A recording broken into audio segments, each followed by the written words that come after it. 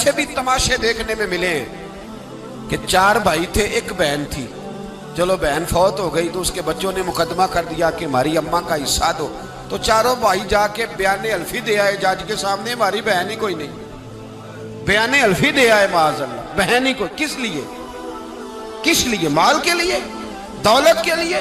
انما اموالکم و اولادکم فتنہ، جنالی تو پاپ کمائے کتھے نہیں ہو تیرے کر دے، بلا انہیں، اور یہاں آ کے تیری میت پہ کھڑے ہوں۔ میرے بھائی یاد رکھے، اپنی قبر پہ بوجھ تقسیم وراثت کی سب سے پہلی ضرورت یہ ہے کہ بیٹی کو اس کا حصہ ملے، اور صحیح معنوں میں بیٹی کو اس کا حصہ ملے۔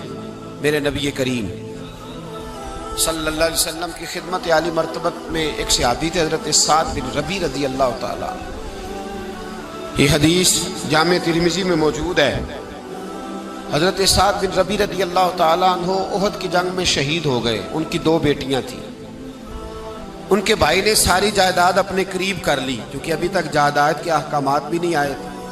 ان کی زوجہ اپنی دونوں بیٹیوں کو لے کے نبی پاک کی بارگاہ میں پہنچ گئی، کہا یا رسول اللہ صلی اللہ علیہ وسلم، میرے خامد انتقال کر گئے، احد میں شہید ہو گئے، ان کے چچا نے ساری جائیداد پہ قبضہ کر لیا، حضور اب آپ بتائیں کیا کرنا ہے؟ اگر ان کے پاس کچھ نہیں ہوگا تو میں بیوہ عورت ان کے نکاح کیسے کروں، ان کو رخصت کیسے کروں؟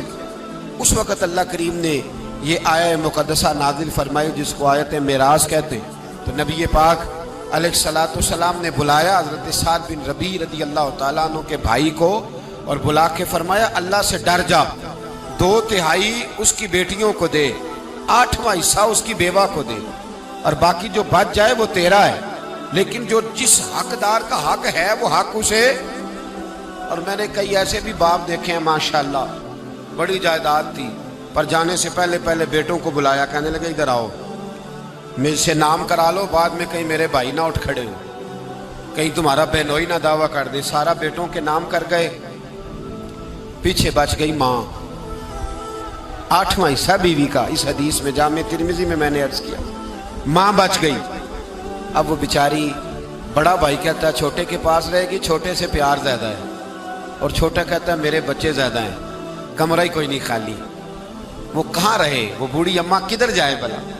اگر خامن سارے بیٹوں کے نام جو کر گیا تھا تو کسی کونے کی کوئی ایک دکان اپنی زوجہ کو بھی دے جاتا، کوئی اگر کوئی پلاٹ کسی جگہ اس بیچاری کے نام بھی کر جاتا جس کا شریعت نے حصہ رکھا تھا، اگر اپنی زندگی میں ہبہ کر رہا تھا، وراثت تو مرنے کے بعد ہوتی ہے، اگر ہبہ کر ہی رہا تھا تو کچھ تھوڑا اس کو بھی دے دیتا، جس نے بچوں کو پالا تھا، کوئی تھوڑا سا اس بیچاری کے حصے میں بھی آ جاتا، چلو اس کا بھی بڑھاپا وقار سے گزر جاتا۔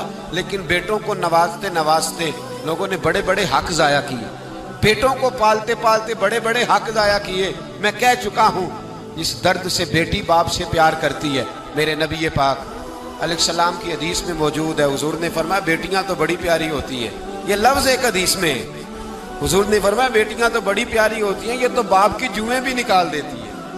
یہ محبوب نے جملہ فرمایا، تو جمعے تک نکال دیتی ابا کے سر سے، تو بڑی پیاری ہوتی۔ تو مہربانی فرمایا بیٹی کو اس کا اصل حق دیں، جائیداد میں اسے حصے دار بنا، بیوی کو اس کا حق دیں۔ اگر کسی وجہ سے آپ سمجھتے ہیں کہ والد نے یہ کام صحیح نہیں کیا، آپ اپنے باپ کی قبر سے بوجھ اتار دیں، اپنی بہن کو جو اس کا حق بنتا ہے اسے دیں، بھائی یہ جرت کریں، بھائی طاقت کا مظاہرہ کریں، بھائی ہمت کریں، دیں بہنوں کو، کیوں نہیں دیا جا رہا؟ والد کی جائیداد سے حق ہے، حصہ ہے ان کا، اس حصے کو لینا ان کے لیے بڑا ضروری۔ میرے نبی پاک علیہ السلام نے زندگی میں جو انسان اپنے بچوں کو کچھ چیز دیتا ہے تو اس کو وراثت نہیں کہتے، اس کو ہبہ کرنا کہتے ہیں۔ حضور نے زندگی میں بھی منع کیا ہے۔ توجہ ہے میری بات پر؟